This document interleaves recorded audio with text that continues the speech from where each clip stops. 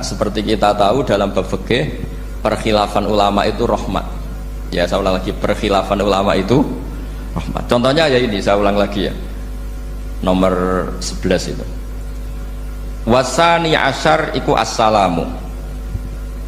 Ya, terus di sini disebut wa aqalluhu iku assalamu alaikum, pakai al, assalamu alaikum. Wal asohu te kaul sing asoh iku jawazu salamun alaikum, olahe nglafatno salamun alaikum. Terus kultu Dewi Imam Nawawi al asoh al mansus la yudziuhu wallahu a'lam. Jadi menurut Imam Rafi'i boleh salamun alaikum, tidak pakai apa? Al. Itu juga diklaim sebagai al asoh. Tapi menurut Imam Nawawi yang al asoh harus assalamu alaikum, tidak boleh salamun alaikum. Terus wallahu a'lam wa annahu la tajibun niyatul khuruji. Jadi ketika Anda salam tidak harus niat keluar dari apa? Salat. Dengan kamu salam berarti otomatis keluar dari apa? Salat. Nah, ini menjadi problem menurut pemikiran banyak ulama, karena ketika masuk salat harus niat masuk salat. Karena ketika kita takbir kan bisa takbir demo. Ya kan? Kan macam-macam kan? Makanya untuk membedakan itu kan niat. Memang ini kata ulama, bukan kata saya. Sekedar melafadzkan takbir ini kan demo ya takbir. Kamu kagum sesuatu juga takbir. Orang Indonesia itu kadang orang nggak sholat pun bilang subhanallah, memang sudah jadi bahasa nasional. Kalau kaget tuh bilang subhanallah. Saya punya kenalan Cina itu kalau punya uang ya mohon alhamdulillah. Tak tanya kok bilang alhamdulillah. Orang-orang Islam tuh kalau seneng bilang alhamdulillah. Yang ribet itu kubu sebelah. Kalau orang NU mau layasol itu mana tanya, Gus itu doa orang makan gitu. Kok bisa? Biasanya orang NU kalau makanan sudah keluar mau layasol, ribet kan? Aduh repot itu. Jadi kadang-kadang wiridan itu sudah jadi bahasa nasional. Jadi Cina orang nggak sholat tuh kalau punya uang ya bilang alhamdulillah. Kadang orang yang nggak sholat tuh tanya, datang ke saya insya Allah. Ya ribet. Makanya ulama itu berdebat. Lafaz-lafaz seperti ini itu apakah wiridan apa adat? Nah, untuk membedakan adat dan yang lain maka dibutuhkan niat. Makanya Allahu Akbar harus niat untuk masuk sholat. Nah, normalnya salam juga harus niat keluar sholat, biar karena masuknya niat ya keluarnya harus niat. Itu menurut sebagian ulama. Tapi sebagian yang lain enggak lah, kalau selesai tidak perlu niat. Tapi tadi sebenarnya ada problem, jangan-jangan salam ini salam adat. Kebetulan ada temannya masuk terus bilang assalamualaikum, nanti temannya jawab waalaikumsalam. Itu ada kisah nyata. Ini memang naif betul ini. Ada orang alim sholat. Nah, ketika ada yang mau lewat itu kan dihadangi begini ya. Jadi dihadang gini ya, ini Hibidin. Yang lewat tuh karena saking nggak pernah yang ngaji malah tidak salaman. Kagetnya bukan main itu. Ada orang sholat, ada orang mau lewat, kan kesunatannya dihadang begini. Sisi ini santai saja malah ngajak salaman. Terus ribet, ngadepi orang tidak tahu itu ribet. Ya tambah bingung kan, diliwati saja bingung, apalagi sekarang diajak salaman. Kan memang nggak sambung, kulturnya itu nggak sambung. Nah, itu kalau kamu bilang assalamualaikum terus pikir kamu waalaikumsalam. Ya ribet, memang ngadepi orang tidak tahu itu ya ribet. Makanya ya agama ini, ngelola agama ini memang. Nah, barokahnya ngaji fikih itu beginilah, saya sering cerita. Misalnya kita hafal fikih, takbir itu wajib, rukun. Tapi bentuk ngangkat tangan itu sunnah. Itu barokahnya masya Allah. Andai kan kita menentukan kaifiyahnya, mungkin kita sok suci. Itu pernah ada peneliti cerita ke saya, Gus saya ini orang NU itu pusing. Kenapa? Takbirnya beda-beda. Ada yang terlalu semangat, Allahu Akbar. Apalagi yang was-was, wah itu semangatnya masya Allah. Malah ada yang tanya, itu takbir berkali-kali itu madzhab apa? Jadi orang was-was cobalah bertobatlah, itu jangan sampai jadi madzhab baru. Kalau yang was-was orang bodoh gak masalah. Coba kalau dia orang alim alama, nanti muridnya juga niru. Oh ternyata takbir yang saya itu 3 kali itu. Oh ternyata takbir yang saya itu 7 kali. Itu kalau dia jadi imam. Kalau dia jadi makmum nyampai ini pinggirnya, sampai pinggirnya takut kan bulan baleni. Ada yang kayak orang nggak punya uang, Allahu Akbar tangannya diangkat separuh saja enggak. Itu kan Tapi itu tidak ngefek di Indonesia karena dari awal kiai-kiainya ngajarin ngangkat tangan itu nah caranya juga agak ditentukan, terserah kamu. Begitu juga mau sisihkan tangan itu juga sunat. Sehingga kalau sampai ke Turki atau kemana-mana itu ada yang kayak orang baris, ya kan, habis takbir ya sudah, ada yang sendakapnya beda-beda, ada yang nutupi iga yang hilang katanya sampai begini, ada yang santai begini. Pokoknya nggak jelas. Sehingga itu kalau di militer ini ada Pak Dandim itu juga bingung, ini nggak protap ini kan. Tapi kalau di fikih itu memang kalau sekali nggak diwajibkan terserah masing-masing. Ada yang kayak orang baris, ada yang sendakep begini katanya apa, nutupi iganya yang hilang, wadah yang sambil rasa-rasa, macam-macam. Tapi barokahnya ilmu fikih itu diputuskan memang dari awal tidak wajib. Yang wajib itu takbirnya. Maka duduk juga begitu, meskipun kita sepakat duduk tahiyat ula namanya iftiros, duduk tahiyat akhir namanya tawarruk, itu harus kita vonis, kita hukumi sunnah. Cara seperti itu sunnah. Wa ayyu qu'udin qa'ada sohat sholatu, seperti kemarin di Minhajul Thalibin, dengan duduk gaya apa saja sholatnya tetap sah. Sehingga kalau kita di Arab misalnya pas haji, orang Arab itu memang ya agak kacau. Orang Indonesia itu kalau sholat duduk itu kan memang benar-benar sakit sudah agak mau mati, itu benar-benar sholat baru duduk. Orang Arab itu enggak, sholat duduk pakai kursi, soft itu enggak ada orangnya, ada kosong, itu jalan kaki, kursinya di bawah. Wong bawa kursi kuat kok sholat duduk. Kalau orang Jawa kan, saya juga iskal, orangnya kalau bawa kursi kuat dipindah-pindah tapi kok sholatnya. Kalau orang Jawa agak kebayang, kalau sholat duduk emang bener-bener sakit. Terus saya pernah ditanya lagi sama orang, Gus, di Mekah itu kok banyak orang bawa HP, terus kalau ditelepon diangkat soli, itu mazhab apa? Mazhab geblek kata saya. Tapi ini kan orang Arab, kan seakan-akan terus mewakili internasional kan, karena pusat banyak tuh. Ditelepon digoleki teleponnya, wong saya wakil golek ini tok wis kangelan ya. Warang ketemu soli patene. Nah, kita kan diajarin di kiai Indonesia kalau itu membatalkan apa? Salat. Jadi ribet. Nah, barokahnya kitab-kitab seperti ini, meskipun kita di Indonesia itu mengikuti panduan yang diarahkan atau yang dibagukan oleh ulama-ulama dulu.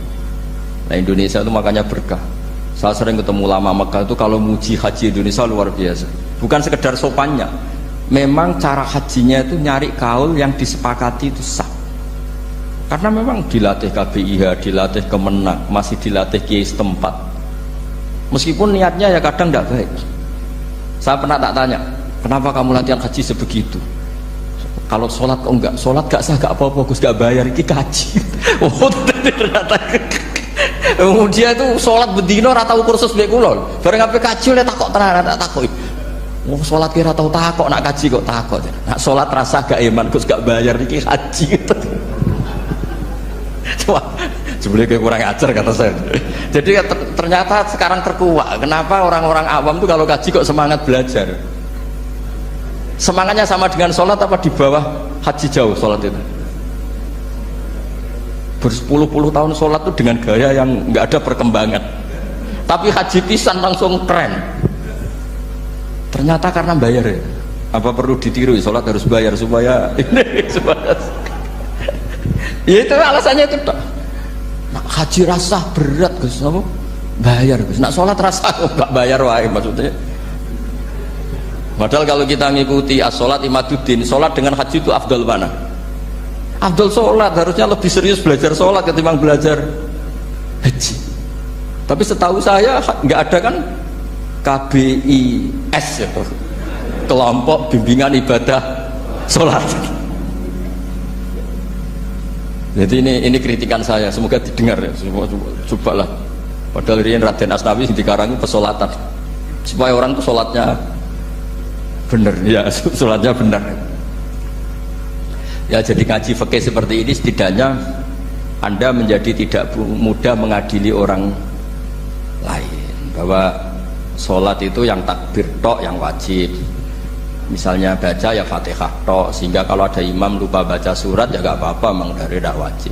Jadi pemilahan wajib dan tidak ini penting supaya tidak menghakimi pada yang lain. Jangan sampai perilaku kesolehan itu menjadi bentuk yang mengadili, nggak boleh. Itu Pak Kapolres. Kalau di ilmu fikih itu ada ulama penjaga ilmu itu ekstrim-ekstrim. Dulu ada sahabatnya Nabi namanya Jabir bin Abdillah. Ini ada di kitab Bukhari, di kitab sholat. Ya maksudnya al ilmu tentang sholat. Itu semua yang di masjid itu sudah pakai jubah, pakai gamis. Kalau orang Indonesia mungkin ya pakai hem, pakai baju batik, pakai. Itu dia datang malah gamisnya dicopot, gamisnya dicopot, imamannya dicopot, terus tinggal pakai satu sarung, terus dicancang di sini akidan benatorofehi ala atik, dicancang begini, kayak cerita-cerita di perang pahlawan itu, hanya dengan pakai sarung satu dikalungkan itu. Terus ada orang-orang tabiin bilang gini, ungzuru ila ashabi Rasulillah, ini sahabatnya Nabi kok sholat dengan cara seperti itu, nggak islami banget ya, nggak keren banget lah. Terus kata Jabir bin Abdillah, saya sengaja melakukan ini supaya kamu tahu bahwa batas aurat yang dimaksud Nabi seperti ini. Shalla Rasulullah sallallahu alaihi wasallam fi izarin wahid akidan baina tarafaihi ala atiki.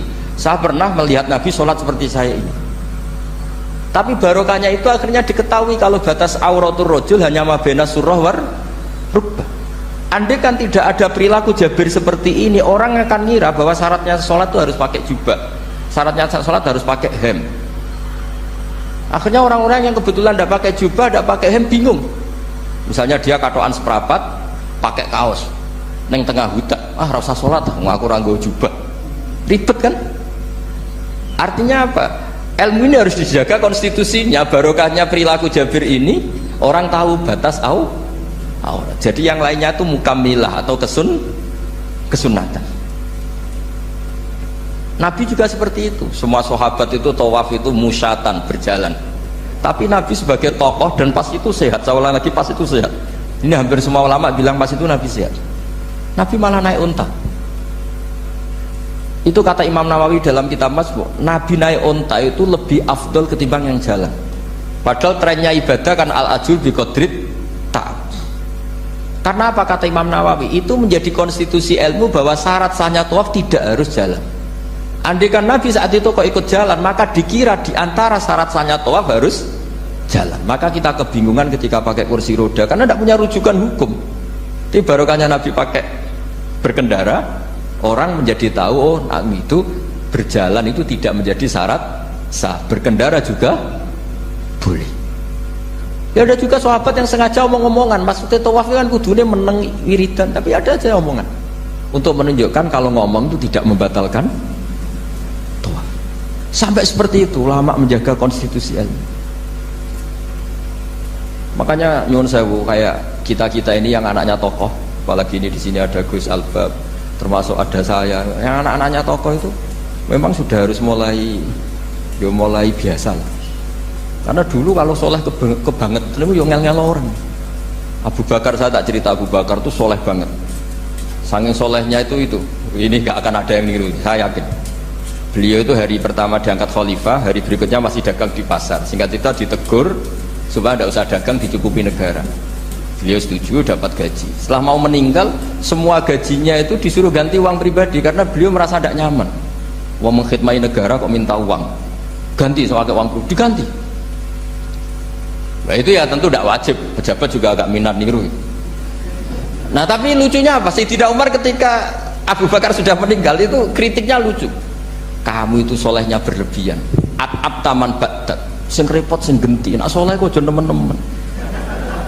Mesti nak soleh ya dikira-kira lah, cuma temen-temen. Sakit sing ngenteni repot. Makanya saya sering jagungan sama putra-putranya Mbah Mun itu, nak keluarnya gitu.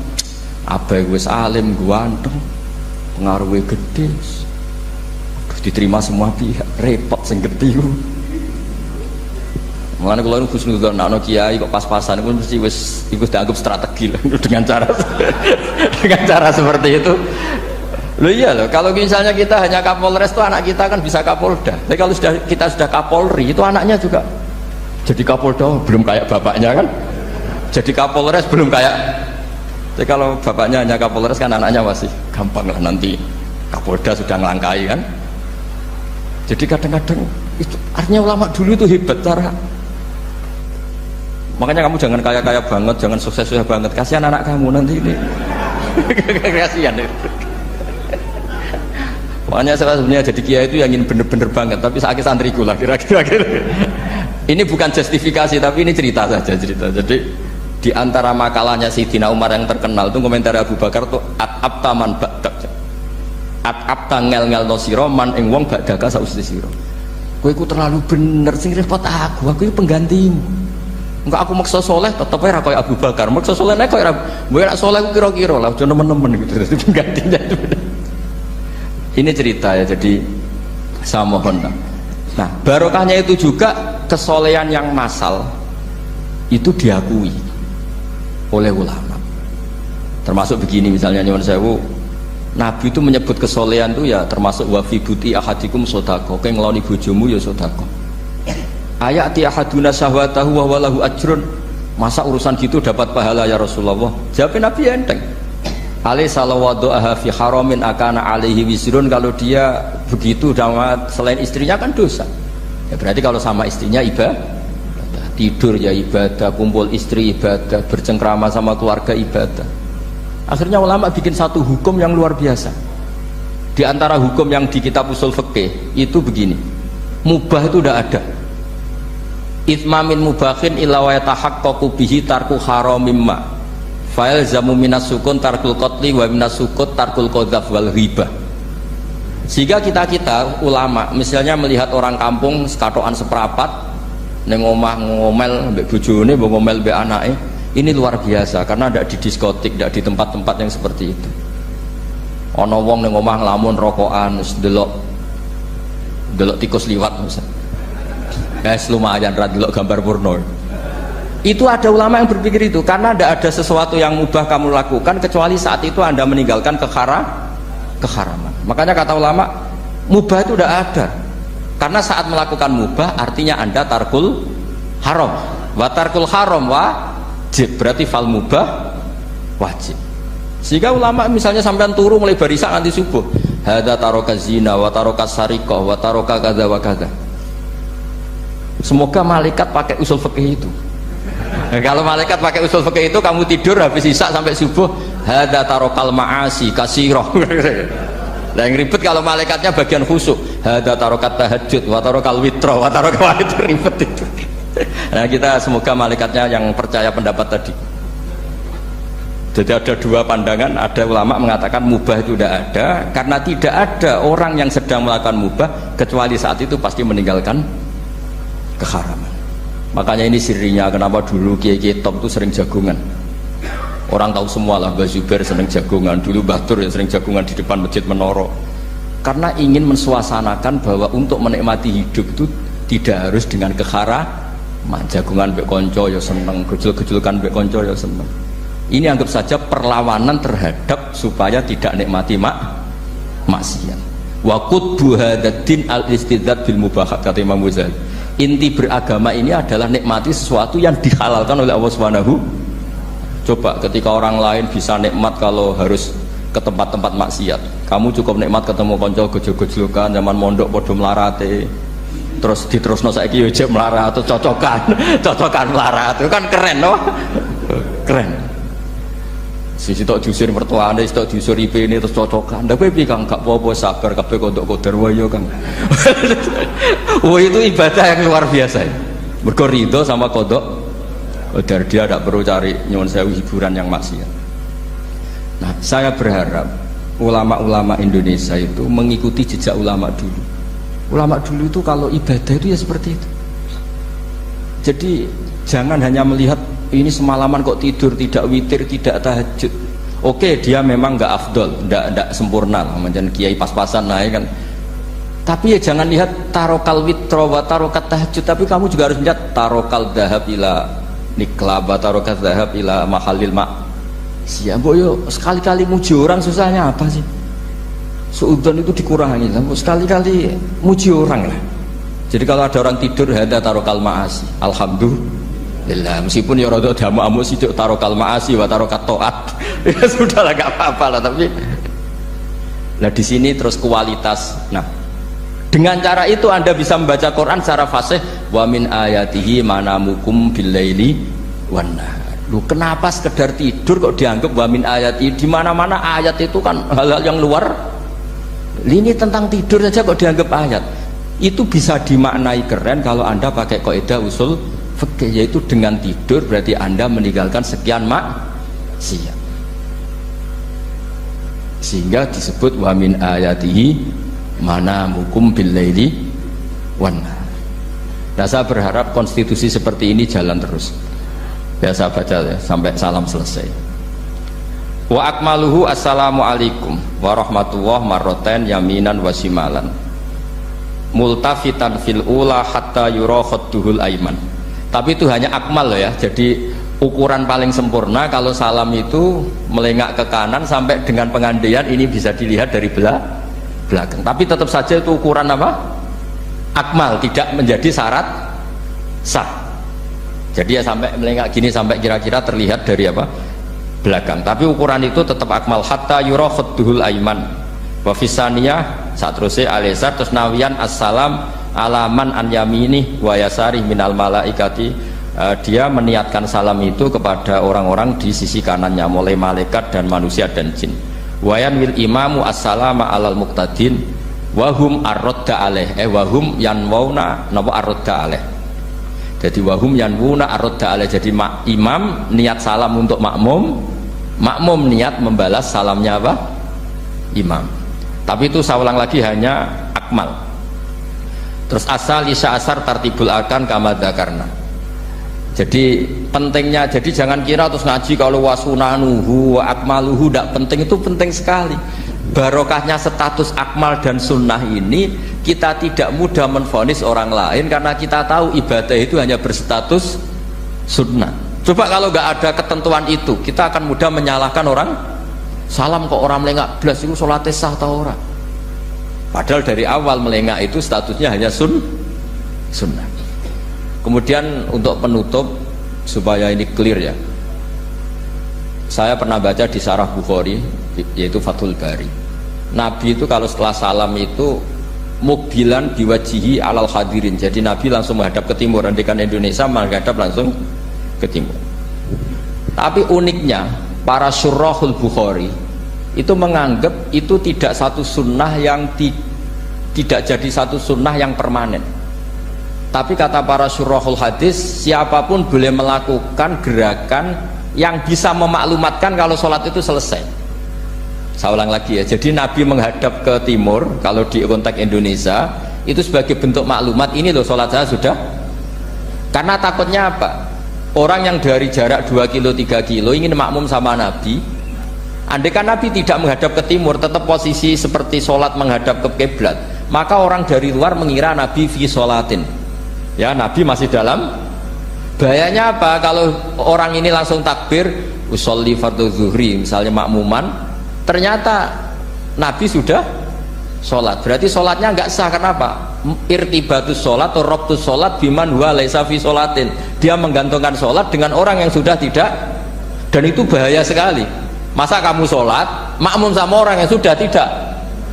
Nah, semenjak itu terus ada aturannya ulama, siapapun yang jadi imam harus memaklumatkan diri dengan cara apa saja supaya menunjukkan kalau sholat itu selesai. Makanya adat kiai-kiai kita tetap menghadap kiblat tapi namanya astagfirullahaladzim. Itu sebetulnya memaklumatkan. Loh, nak niat banter nyentak pangeran masuk istighfar biantre gak sopan belas astagfirullahaladzim. Itu sebetulnya itu memang maklumatkan iki lho jong salatku wis bar. Nah aku apa makmum masbuk sing ijek sholat atau cuma makmum aku gitu. Terus ada yang separuh-separuh ya, tidak madhep wetan, madhep ngulon, madhep ngalor. Itu ya sedengan gitu, maksudnya sedengan. Karena memang kata Syurahul Bukhari butuh itu apa? Imam punya gerakan yang menunjukkan kalau sholatnya itu selesai supaya nggak dikira fi sholatin kemudian ada yang ya clear ini ya. Jadi tidak perlu diperdebatkan kenapa sih ada yang menghadap timur, ada yang menghadap ke utara, ada yang tetap menghadap ke kib. Itu nggak perlu diperdebatkan, itu semuanya ada ilmunya, yaitu filosofinya apa? Ada gerakan yang menunjukkan kalau dia sholatnya selesai supaya tidak ada yang ikut. Sekali ada yang ikut berarti nanti apa?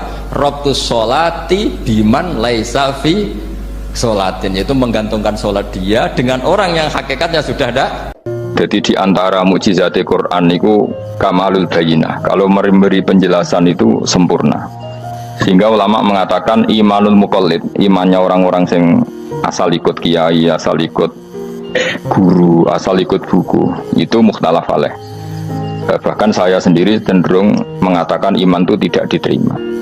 Karena manusia dibekali akal, inginnya Allah itu dengan akal itu dia punya kepermanenan iman, punya kepermanenan iman, dan dengan itu dia imannya mujma'aleh, mesti diterima oleh Allah Subhanahu wa ta'ala. Karena bin nadzari soheh, dengan logika yang benar. Dan logika yang benar itu gampang sekali. Beberapa ulama tentu tahu sekali, bukan sekedar tahu sekali, karena itu diajarkan Allah dan Rasul. Misalnya begini, kata Allah, saya kalau baca ayat-ayat ini itu sering nangis, karena Allah yang Tuhan itu sebenarnya tidak butuh kita. Saya ulang lagi, Allah yang Tuhan itu tidak butuh kita, juga tidak butuh iman kita. Tapi Allah ingin hambanya itu berakal, ya, karena agama itu liqaumi yaqilun, sehingga berpikirnya benar. Misalnya gini kata Allah, nggak apa-apa kamu menuhankan selain saya, itu nggak apa-apa kata Allah. Nggak apa-apa Yesus kamu katakan Tuhan, nggak apa-apa kamu katakan batu Tuhan, nggak apa-apa. Tapi tolong prosedur atau persyaratan menjadi Tuhan itu kamu lengkapi, yaitu punya prestasi menciptakan langit dan bumi. Kalau tidak semua surun semen kata Allah, sementing urun. Gitu. Jadi sebetulnya itu kan rasional. Misalnya nggak apa-apa kamu merasa jadi presiden atau gubernur atau jadi wali atau jadi apa, yang penting prosedurnya dipenuhi.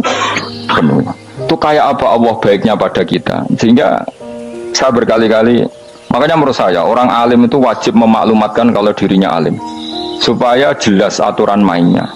Yang dilarang Allah itu kan memaklumatkan alim kemudian ingin hadun nafsi, ingin salami template, dicucuk, dihormati, itu kriminal.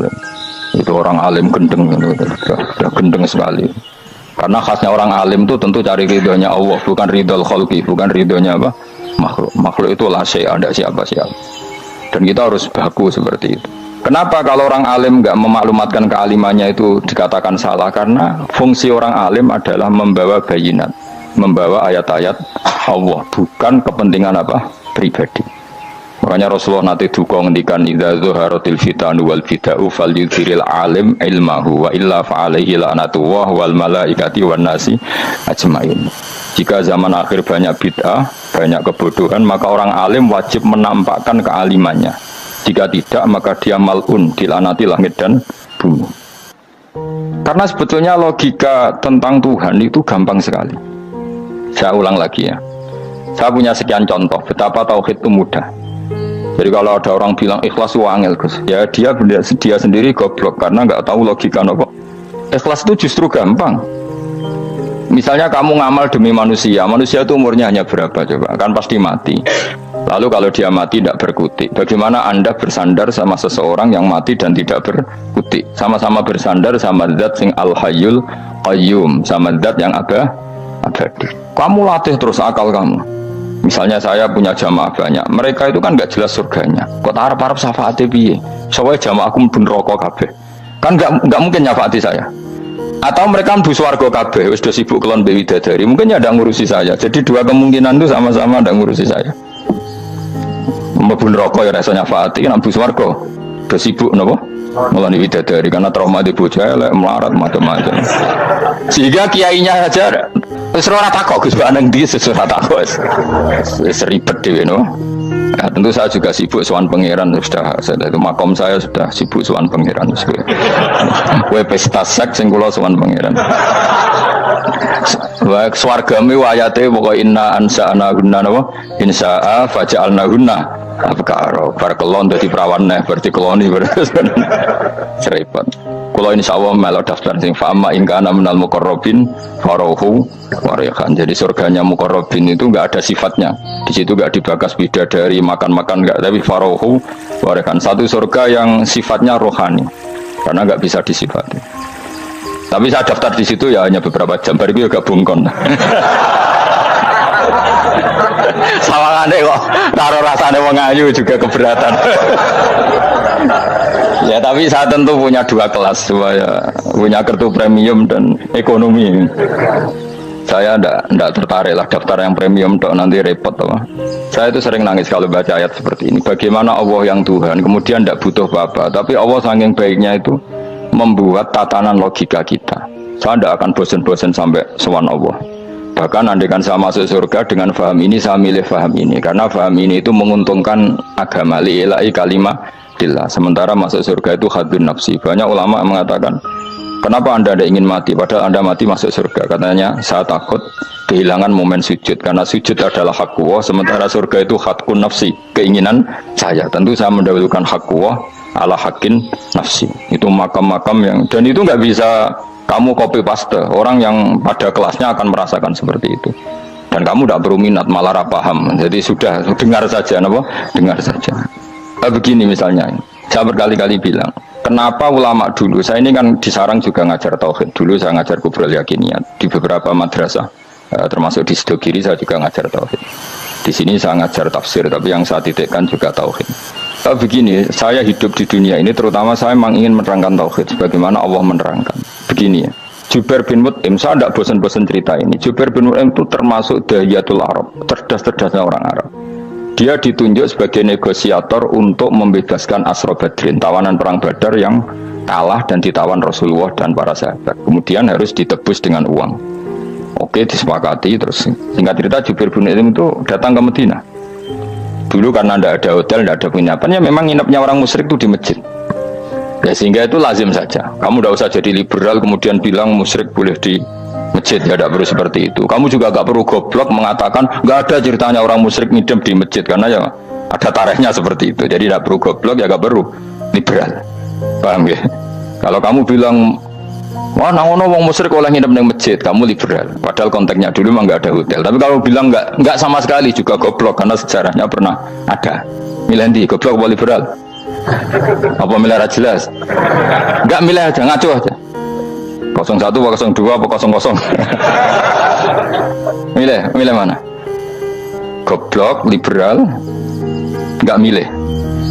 Nah, ketika Jubair bin Mut'im itu datang, delalah Nabi itu sholat maghrib ngimami. Nabi baca surat Wattur wa kitabim mastur fi rabbim mansur wal baitil ma'mur.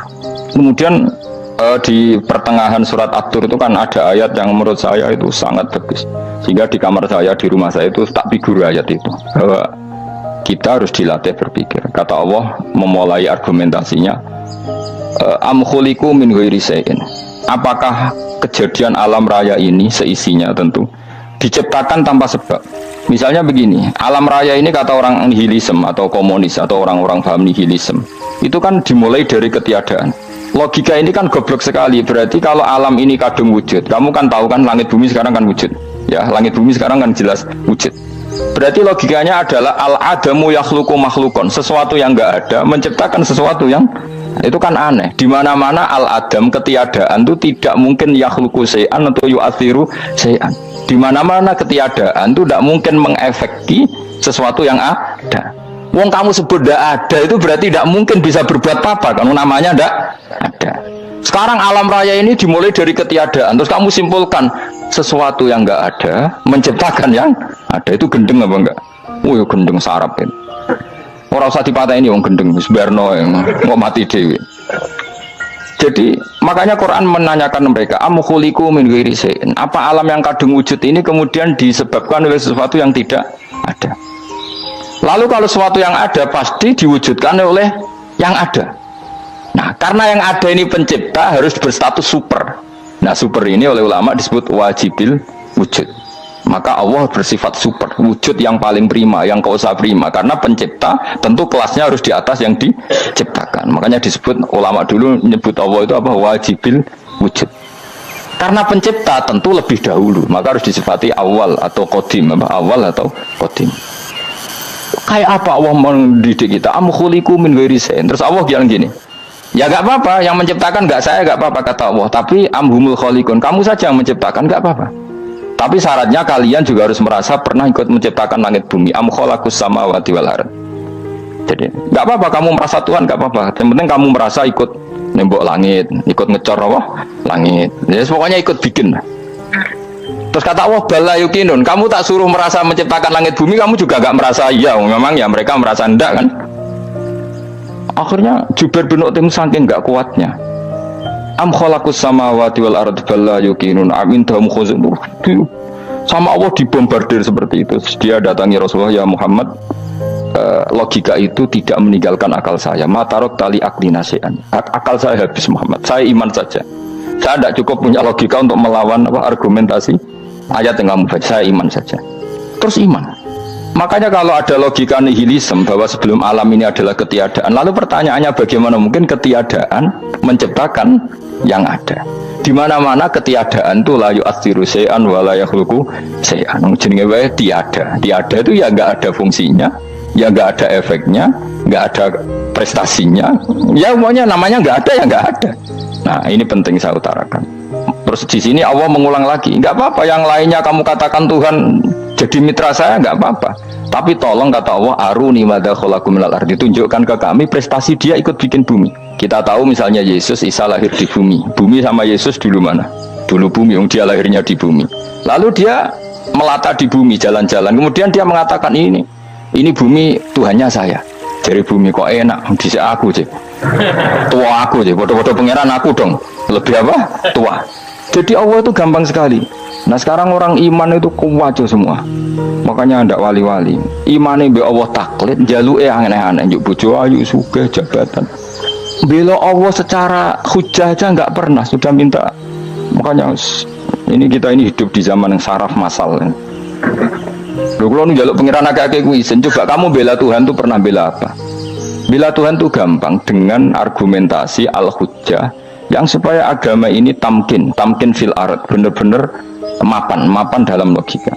Yaitu tadi di mana-mana yang namanya sebab itu amrun wujudiyun, di mana-mana sebab itu sesuatunya harus wujud. Paling tidak kita sudah menolak nihilisme. Nihilisme.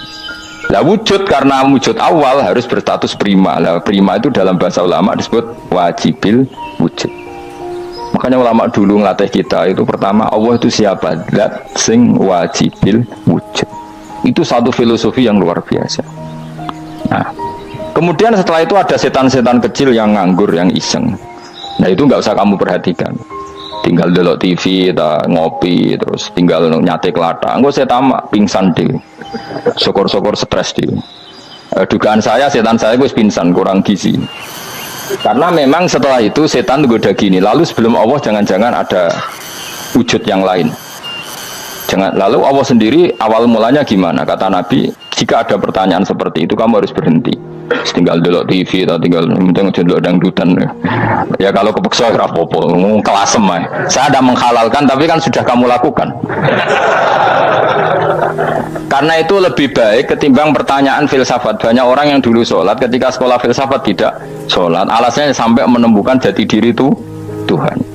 Dan itu bahaya sekali karena Nabi berkali-kali bilang kamu jangan mikir tentang Allah pasti rusak. Orang kok mungkin rusak, dari Nabi pasti rusak. Nah cara menghentikan gimana? Karena setan ini makhluk, akal-akalannya gampang. Tadi tak warai, saya sebagai ulama atau sebagai manusia atau sebagai orang awam atau sebagai siapa saja, kadang ada pertanyaan seperti itu. Tak tinggal anggeling dharma, kan pusing setan. Ini kan ngenteni. Ngenteni bar lo anggeling dharma. Bariku aku lesu mangan mie. Bar mangan mie waret turu. Kan dia ngenteni terus mau bikin was-was lagi. Ternyata saya sibuk kan enggak bisa masuk deh. Bangun tidur aku selali pertanyaan tadi. Dinteni. Nah, dia masuk lagi aku sibuk ngajak anak jalan-jalan. Jadi saya kalau jalan-jalan di pasar itu wis enteni tan santai wae. Itu memang resep dari Rasulullah. Jangan sampai orang terjebak filsafat yang sampai menanyakan eksistensi Tuhan. Dan dia tidak mau iman, tidak mau sholat, tidak mau puasa sampai menemukan Tuhan itu siapa. Itu jelas minas syaitonir rajim, itu perilaku setan. Makanya Rasulullah setiap ditanya sahabat gitu itu Nabi guyu-guyu. Dan guyunya Nabi itu kata Nabi, baguslah kalau kamu takut Tuhan kalah, kata Nabi. Nabi gojok gitu. Maka ada ulama yang punya seni berargumentasi, yaitu Imam Ghazali. Jika setan tanya kamu, lalu sebelum Allah jangan-jangan ada wujud yang sebelum Allah. Kata Imam Ghazali, ya itu saja yang Tuhan. Yang Allah ini enggak jadi Tuhan. Ya berarti wujud sebelum Allah itu yang benar-benar Allah. Kalau kamu bayangkan lagi, jangan-jangan sebelum itu ada wujud lagi. Ya itu saja yang benar-benar Allah. Sehingga tetap Allah itu menang terus. Paham ya? Yang jelas jangan sampai didahului Adam, karena kalau didahului Adam lebih ngeri lagi, karena sesuatu yang enggak ada menciptakan yang ada, itu lebih buruk lagi menurut akal. Menurut akal. Nah, daripada kamu nggak salim Imam Ghazali, tinggal saja ndelok tadi ndelok sinetron. Itu yang lucu aja. Ndelok sing lucu-lucu. Ndelok apa mencari Tuhan. Wong sing aneh-aneh, sing goblok-goblok, sing lucu-lucu, sing perane wong apa? Lha saya sering diproteksi saya. Gus Salim jenengan kok sering delok sinetron sing ana dialog wong goblok-goblok. Wong goblok ku menarik cara kula. Apa ya? Cara pandang itu di luar dugaan saya karena kula berkali-kali lho kalah wong goblok. Itu makanya. Ini tak cerita nih beberapa kali jari Gus Wak cerdas berkali-kali kalah wong goblok. Ada seorang santri itu ingin dibelikan bapaknya itu sepeda motor. Bapaknya wong desa, senengane ngrumat sapi wedhus. Lah menurut saya ya orang tuanya itu mampu lah, sangat mampu untuk beli itu. Pak buat ditukokno mawon wong sepeda motor. Kata bapaknya, "Anakku nu jog mondok apa goblok, Gus." Wong njaluk kok sepeda motor, njaluk mobil ora ya goblok. Lah kok goblok, Pak? Jenenge donya iku Gus, sing lahirno donya kok sapi ku ndek anak, wedhus ndek anak jenenge donya. Di mana-mana jenenge donya sing lahirno donya. Iki donya kok mangan donya. Mergo motor iku kan tuku bensin, mobil. Iku cara dekne iku goblok Gus. Batin berarti kabeh kiai goblok perkarane tuku donya sing ngentekno donya. Cara dekne donya iku sing lahirno donya. Batin kok pinter iki batin. Untungnya saya ini ulama ya, ahli tafsir ya malu, saya kalah itu ya malu. Tapi saya sebagai orang objektif fair, itu teori benar apa? Jadi dunia itu ya sing lahirno dunia kok mangan dunia itu goblok. Untungnya dia dengan saya itu jaraknya 5 kilo 7 kilo karena titik. Lala dia diterkon sepeda motor, aku tetap mau kalah. Pak, nanti jalan kaki saja, karena kalau pakai motor ini kegoblokan kata saya. Terus mendingan nih, lu Gus mau kalah tak?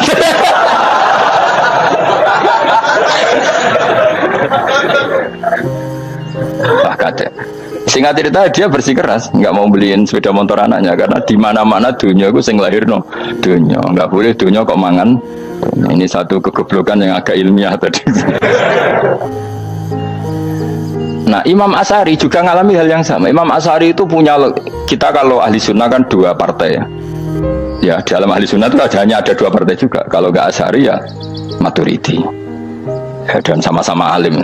Ya kalau terpaut ya paling 5%, 7% ya. Kealimannya Asy'ari dan Maturidi. Imam Asy'ari itu bikin logika yang jelimet seperti saya sekarang ini. Logikanya jelimet tapi permanen. Jadi yang saya ajarkan tadi itu logika yang jelimet tapi apa? Permanen. Karena tadi alam raya ini kadung wujud. Kalau kadung wujud pasti pewujudnya yang menciptakan wujud pasti adalah kewujudan. Karena al-adam la yu'athiru syai'an. Di mana-mana kenihilan tidak yu'athiru syai'an. Ya sepakat ya, gampang kan? Tentu wujud ini prima disebut wajibil wujud. Lalu Imam Asy'ari itu bersikeras kalau imanul muqallid itu tidak diterima. Sebanyak keberatan ulama, tapi Nabi nyatanya yaktafi bi imanil Arab al khalina anin nadur. Nabi nyatanya mencukupkan imannya orang-orang Bedui yang mereka itu kayaknya tidak bisa mikir. Ya, Nabi yaktafi bi imanil Arab itu wong desa al khalina anin nadur yang mereka itu tidak bisa apa? Berpikir. Singkat cerita Imam Asy'ari survei. Coba ayo kita tanya orang-orang kampung. Ternyata kegoblokan orang kampung itu ya ilmiah, masyhur itu. Imam Asy'ari saja harus belajar dari wong awam, wong goblok-goblok tadi. Kita kok ingin ya Badawi bima arafta rabbak. Kowe kok iman be Allah itu bima arafta rabbak. Lalu kamu tahu Tuhan kamu atas nama apa? Dengan logika apa? Jawabnya enak. Al-ba'ratu tadullu 'alal ba'ir wa atharul aqdam yadullu 'alal masir. Angger ana tletong ya ana ontane. Angger ana bekas delamaane wong ya ana sing bar liwat. Jadi misalnya ada bekas teracak anjing, berarti anjing habis liwat. Ada bekas apa ular ya berarti ular harus liwat. Ada bekas tercak manusia ya berarti manusia habis liwat. La wa hadzal alam atharun min athari qudratillah. Alam iki bekas mesti ana sing gawe. Jadi Mas Ari pinter juga, mesti logikane gak jelimet tapi agar ana tletong ana sapine. Ana teracake wong berarti ana sing bar liwat. Dene ngomong gampang wa atharul aqdam ya dulu alal masir. Nah, terus Imam Asy'ari habis itu ngendikan, ya sudahlah dengan logika apa saja, meskipun karena zori hadal Arabi bagaimana cara berpikir Bedui ini, sementing ada nazar. Apa ada nazar. Ya nazar apa saja. Misalnya orang ahli matematika mungkin bilang angka dimulai dari 1. 0 itu akal-akalane Khawarizm. Mergo ini kebingungan nulis 10. Tapi tetap angka itu dimulai dari 1. Kalau misalnya 1 untuk mecah kesulitan ya harus dimulai 0,1. Tidak bisa 0 tok. Jadi 0 dulu itu untuk mematahkan kalau jumlah itu tidak sampai 1. Tapi faktanya jumlah itu kan pasti satu karena dimulai dari wajibil wujud. Khawarizm itu ya pinter matematika, saya juga punya ilmu hisabnya Khawarizm. Itu kan dia karena kebingungan angka pecah. Misalnya 1 udah sampai 2, mau tidak mau harus ditulis 1,5 misalnya. Paham ya? Lalu kalau sebelum 1 tetap dia harus 0,5. Lalu hakikat 0,5 itu kan bagian dari wujud apa bagian dari Adam? Tetap bagian dari wujud. Jadi 0,5 itu kan khayal kuliah, Pak Wari ya. Mungkin saya ada ahli matematika ala wong kampus, tapi saya tahu Kang, ala Islam itu lebih gampang. Misalnya gini, sesuatu itu kadung kamu putuskan itu satuannya 1. Tentu ketika separuh kamu katakan baru separuh. Tapi sebetulnya ketika satuan itu kamu katakan 10, yang separuh itu sudah 5. Itu kan terserah sing bagi, no? Terserah sing bagi. Ya iya dong, misalnya 1 juta, 5-nya artinya apa coba? 500.000 kan? Sekarang kalau 100.000, 5-nya jadi berapa? 50. Kalau 1,5 jadi. Nah itu kan terserah satuannya apa? Tapi tetap dari 0,5 itu tetap menunjuk sesuatu yang wujud, yaitu 5-nya sebetulnya apa? 5 yang separuh tadi. Paham sih kalau maksud? Tetap nggak bisa sesuatu dimulai dari apa? 0. Nah, makanya kata Abdul Hamid Khan kalau dalam mendidik tauhid, itu gampang saja tadi. Alam raya ini kadung maujud, kalau kadung maujud pasti disebabkan oleh sesuatu yang wujud. Karena wujud pencipta harus berstatus prima. Lah prima ini atau premium ini kita sifati wajibil wujud. Atau kamu katakan apalah kausa prima atau musabibul asbab. Nah kelirunya kita dalam berislam itu, kritiknya para ulama, kita ini nyebut Allah dulu baru menceritakan status Allah. Kalau zaman Nabi itu dibalik. Status wajibil wujud itu kita terangkan dulu, baru yang oleh Islam itu namanya Allah. Paham ya? Kan beda, misalnya gini logikanya gini, kamu ketemu orang ateis, saya ulang lagi, kamu ketemu orang ateis, terus kamu ditanya, lalu alam ini yang menciptakan siapa? Allah Jalla Jalaluh. Mesti kan tanya, man huwa Allah itu siapa? Kalau dulu Islam mengajarkan nggak gitu. Surat pertama turun apa coba? Iqra. Iqra itu gak nyebut kata Allah. Iqra bismi rabbika. Rabbika itu siapa? Alladzi khalaq. Sebutlah nama Tuhan. Yang berhak menyandang Tuhan adalah zat yang pencipta. Itu tidak ada kata Allah.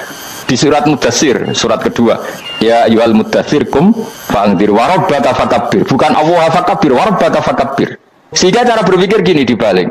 Sebutlah Tuhan kamu. Tuhan itu siapa? Yang berstatus Tuhan adalah zat yang berstatus pencipta. Nah, lalu pencipta ini oleh Islam dinamai Allah. Kalau orang ateis kamu langsung bilang Allah, man huwa Allah, berarti pertanyaannya Allah itu siapa? Lalu kamu jelaskan Allah adalah pencipta, Allah adalah wajibil wujud. Tentu lebih gampang kamu terangkan. Makanya Al-Quran menerangkan amuhuliku min ghairi syai'in. Mananya saya di sini, mananya ya Allah. Apa? Allah. Apakah mereka diciptakan tanpa pencipta? Tentu setelah Islam tahu itu namanya siapa? Allah. Paham ya, kalau balik malih. Jadi sebetulnya Quran itu ngajari kita itu ilmu mantek yang luar biasa. Misalnya, ya Yuhanna su'budu siapa? Rabbakumul ladzi khalaqakum walladzina min qablikum. Sembahlah Tuhan. Tuhan itu siapa? Pencipta kamu dan pencipta orang-orang sebelum kamu. Lalu Tuhan ini oleh Islam dinamai Allah. Tapi kalau langsung kamu bilang ke orang ateis atau orang Uni Soviet, Allah itu Tuhan. Allah itu siapa? Sebab itu di beberapa ayat dijelaskan dulu status Allah, sifatnya Allah, keakhasan Tuhan. Yang dikatakan Tuhan adalah zat pencipta. Kalau tidak pencipta berarti tidak Tuhan. Sekarang Yesus pencipta bumi apa enggak? Enggak, karena dia lahir sudah di bumi. Begitu juga Fir'aun. Fir'aun itu kalah telak sama Nabi Musa ya gara-gara logika ini. Ketika Nabi Musa ditanya Fir'aun, wama Rabbul Alamin, lalu Tuhan itu siapa? Kata Musa, Rabbus samawati wal ardi, yang nuhani langit dan bumi. Jadi Fir'aun, enggak, ma'alim tulakum min ilahin wairi, saya jalan-jalan kemana-mana yang dikatakan Tuhan oleh masyarakat saya. Nah, kurang ajar Fir'aun. Terus kata Musa, ya Tuhanku yang di langit. Terus manggil Haman Mesir, ya Haman ibnili sorkhalla ali abluhul asbab samawati fa'attoli ila ilahi Musa. Haman, bikinan saya piramida yang tinggi, aku akan lihat Tuhannya Musa. Ada enggak di sana? Padahal misalnya munggah tenan yang pangeran ra iso didelok kan repot Nabi Musa. Wah, payah ya nggih piramida nginceng pangeran tetep ra ketok kan. Akhirnya Musa pakai logika. Ya sudah gini saja, Rabbukum wa rabbu abaikumul awwalin, yang menuhani nenek moyang kamu yang dulu-dulu. Oh itu langsung fabuhita Fir'aun. Fir'aun tuh kaget sekaget-kagetnya. Dan para penggawa Fir'aun sadar. Wah kalau Fir'aun yang Tuhan, babanya tanpa Tuhan. Kan Tuhannya balita kan gitu kira-kira. Tuhannya balita, Tuhannya barulah. Itu kan jadi logika yang mematikan. Kalau Fir'aun Tuhan berarti babanya dulu yang wujud itu tanpa Tuhan, karena Tuhannya barulah. Ini ada Tuhan kok datang terlambat ini kan. Akhirnya para punggawanya Fir'aun iman, macam gendeng ya, Fir'aun itu gendeng. Itu pentingnya logika Rabbukum wa Rabbu abaikumul awwal. Nah sekarang orang tuh nggak belajar logika. Iman bi Allah orang mantep ning ati, jek iso digunjang setan, jalukane wis aneh-aneh. Jaluk swarga, jaluk gak mutu cara ngono. Gak mutu. Makanya banyak wali kalau ditanya, kamu masuk surga sama sholat milih mana? Milih sholat. Kenapa milih sholat? Di surga itu demi hadun nafsi saya, poya saya. Tapi kalau saya sholat itu untuk hakku. Saya sebagai hamba, identitas kesejatian saya adalah menghamba. Soal nanti Allah bikin bonus surga silahkan. Maka sebenarnya masuk surga itu ada urutannya. Sebagai orang alim saya urutannya adalah berkampanye sesering-seringnya, membuat logika supaya orang mudah ke Allah dan Rasul. Makanya di Quran tuh gak ada orang disuruh masuk surga dulu itu ya Tuhan nafsul mutmainnah irji'i ila rabbiki. Kamu kembali ke Tuhan kamu dulu. Bahwa kamu makhluk yang butuh Tuhan. Fadkhuli fi ibadi. Kamu masuklah berstatus hamba dulu. Kesestatusan Anda sebagai hamba ini matangkan dulu. Bahwa saya ini hamba. Dibuktikan dengan suka sujud, suka ngamal, suka sedekah, suka tawadhu. Saya sebagai orang alim sebenarnya gak suka mulang. Karena takut. Nak kue pinter kok nyanyi aku, nak goblok sawangannya metodeku gagal kan dua-duanya ini merugikan saya sebetulnya. Saya ulang lagi ya, nak pinter kayak nyanyi aku, kan ya mungkin juga senajan rodo mokal mungkin, sanggup aja rodo mungkin. Pemenang nak sing ndik kan yo, biasanya khasut ndik. Semua itu sebenarnya rugi semua, tapi Allah yang memerintahkan hak wong alim kudu mulang. Perhitungan itu tak buang semua. Sing ape nyanyi monggo, sing tetap goblok nggih. Monggo, pokoknya Allah ngutus mulang ya napa? Mulang. Meskipun tadi potensinya itu dua-duanya buruk, sing alimnya ini. Kemudian nak mubalek terus didol ilmu Quran untuk royalti tambah parah lagi. Nah aku nggak pakai logika kelas. Pakai logika selesai semua, disuruh Allah ya sudah. Saya ulang lagi ya, makanya saya minta ya. Surat Tur itu dibaca, makanya baca Quran itu jangan terlalu egois, jaluk swarga. Statusnya dulu tuh fadkhuli fi ibadi, kehambaan Anda posisikan yang mantap. Lagi wadkhuli jannati. Sekarang enggak, dibalik orang ini masuk surga dulu. Kayak surga di kapling. Terawih arang-arang gue jaluk Lailatul Qadar. Lailatul Qadar wis kliwat. Wingi wis Dzulhijjah wingi ngene Pak. Sebagian ulama berpendapat Lailatul Qadar itu fi kulli sanatin. Apa fi kulli? Karena Lailatul Qadar berdasar nuzul Quran, dan nuzul Quran itu bisa saja hari Arafah, bisa hari apa. Ada ulama mengatakan Ramadan, tapi bisa tanggal 1. Nah, kamu kan pemalas ikut yang partai 21, 23 karena kan wis akhir-akhir kan wis enteng ya. Sebenarnya Anda milih 21 berdasar ilmu apa berdasar enak anak terbatas waktunya kan lebih sempit apa? Lebih apa? Sempit.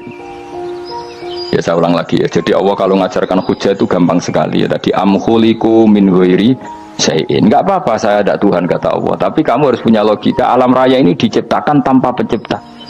Mau enggak kamu punya logika seperti itu? Bahwa alam ini yang wujud diciptakan oleh sesuatu yang tidak wujud. Mau enggak kamu punya logika itu? Enggak mau kan? Namanya wujud tentu diciptakan super wujud, dan super wujud itu wajibil wujud, dan itu Tuhan kita yang oleh Islam dinamai Allah. Bang, makanya nyebut Allah itu di surat-surat awal Quran tidak ada. Coba awal surat Quran itu surat apa coba?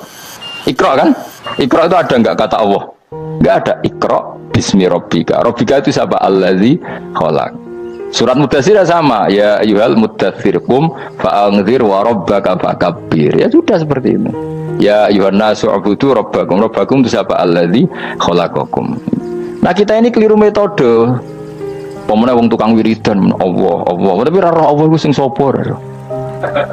Ya dia Allah.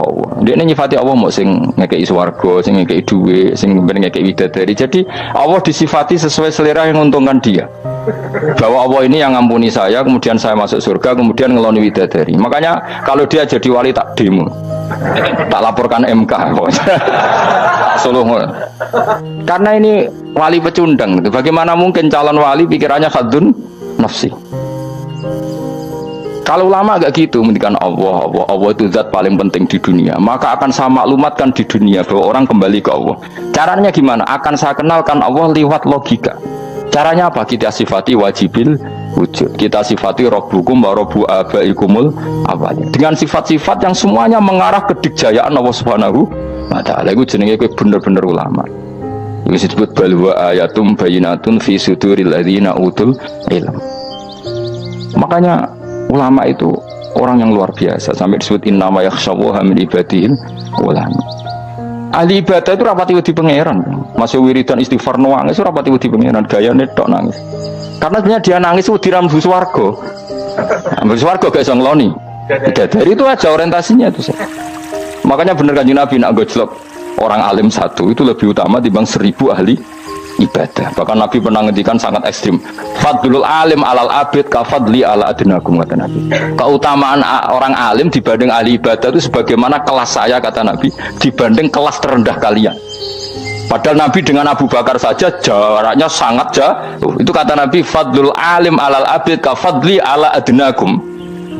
Keutamaan orang alim dibanding orang abid sebagaimana keutamaan saya dibanding sahabat paling rendah.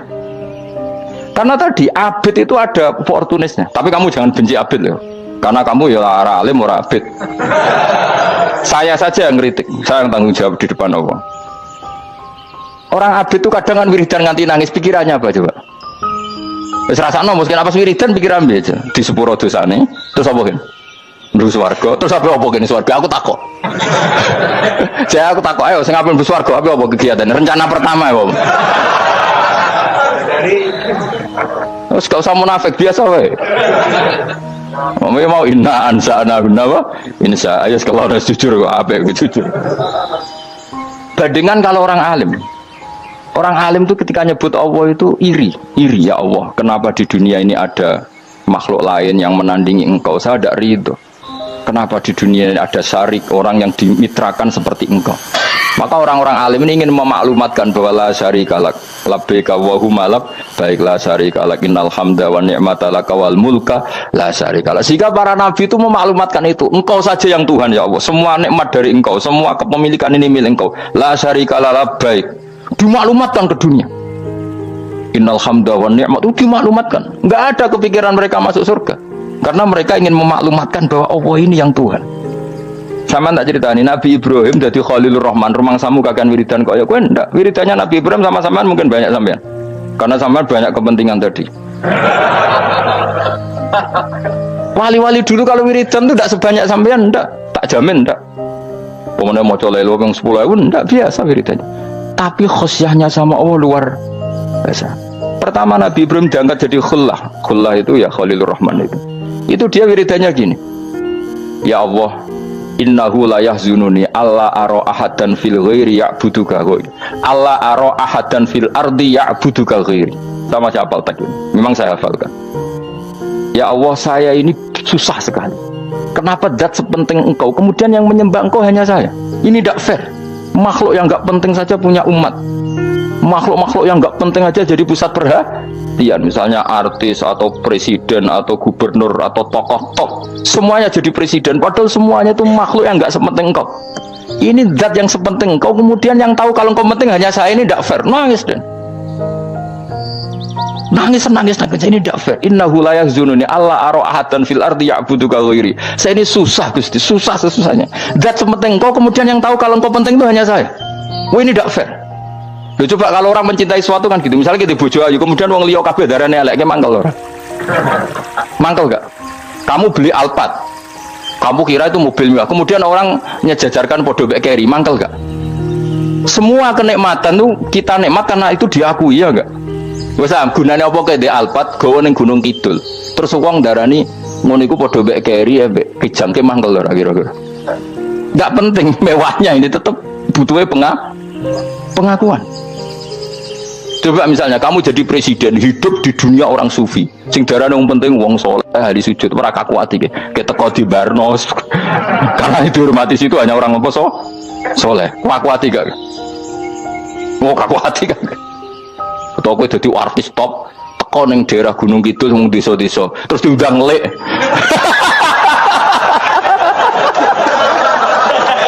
Oh, mangkel kan. Le bayang dong.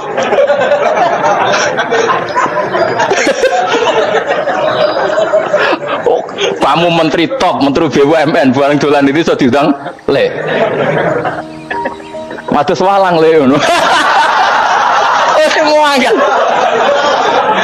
Karena orang keren itu butuh pengakuan apa? Wes misalnya di bojo ayu terus wong liya kabeh darane elek mangkel gak? Sebetulnya orang merasa nikmat itu karena pengakuan. Bayangkan andekan orang itu melihat Alphard itu tidak wow, orang punya Alphard gagah enggak? Oh enggak gagah, kalau orang lain enggak bilang apa? Oh. Dia mau misalnya digoning desa terus orang desa nganggap kok model tepak terus saya mau badhe numpang wedhus kula angsal Pak. Kagak asik. Habis kan. Demikian tadi telah kita ikuti bersama pengajian dari Gus Ba untuk kita semua di hari ini.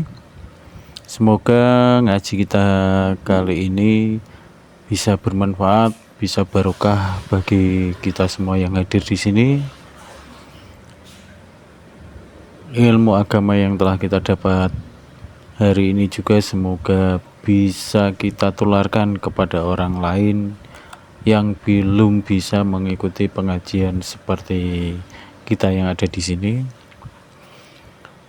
Terima kasih sekali lagi, semoga bermanfaat dan barokah bagi kita semua. Amin amin ya rabbal alamin. Terima kasih juga untuk saudara-saudara yang mengikuti pengajian dari Gus Ba ini melalui channel YouTube Ngaji Bareng Gus Ba. Semoga bermanfaat bagi kita semua. Amin amin ya rabbal alamin. Terima kasih, sampai jumpa kembali di pengajian Gus Ba selanjutnya. Wassalamualaikum warahmatullahi wabarakatuh.